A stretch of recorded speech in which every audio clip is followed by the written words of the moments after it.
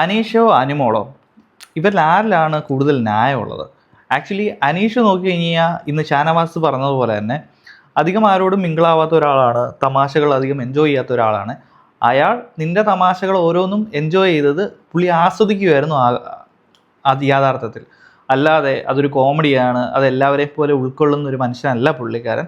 എല്ലാവരോടും വളരെ ഡിസ്റ്റൻസ് ഇട്ടും വളരെ സീരിയസ് ആയിട്ട് മാത്രം സംസാരിക്കാൻ ഇഷ്ടപ്പെടുന്ന ഒരാളും കൂടിയാണ് അനീഷ്. നമുക്ക് കണ്ടാലറിയാം അനീഷ് അങ്ങനെ എല്ലാവരോടും ഭയങ്കര തമാശയൊക്കെ അടിച്ച് കോമഡി അടിച്ച് നടക്കുന്ന ഒരാളല്ല, നിവിനെ പോലെ ആളല്ല. നിവിനെ പോലെ ഒരാളാണെന്നുണ്ടെങ്കിൽ അനുമോള് കാണിക്കുന്ന എല്ലാ കാര്യങ്ങളും ആ ഒരു രീതിയിലെടുത്ത് ആ ഒരു രീതിയിൽ കളഞ്ഞേനെ.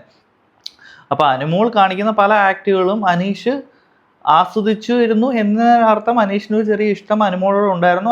ആ ഇഷ്ടം അനീഷ് തുറന്നു പറയുകയും ചെയ്തു.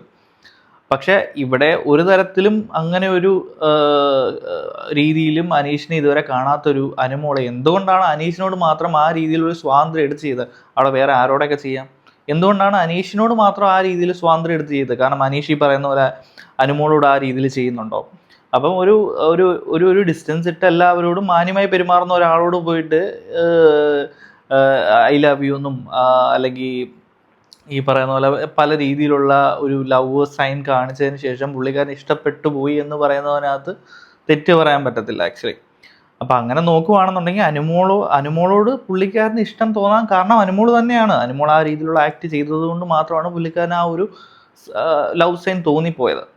അപ്പോൾ അത് ഈ അനുമോള് നിരസിച്ചപ്പോൾ, അല്ലെങ്കിൽ അനുമോൾക്ക് ഒട്ടും താല്പര്യമില്ല, അല്ലെങ്കിൽ അങ്ങനെ ഒരു ഉദ്ദേശത്തോടു കൂടിയല്ല തൻ്റെ അടുത്ത് പെരുമാറിയെന്നും അറിഞ്ഞപ്പോഴത്തേനും ഒബീസിലി ആ ഒരു പുള്ളിക്കാരൻ പറഞ്ഞത് തെറ്റായിപ്പോയി.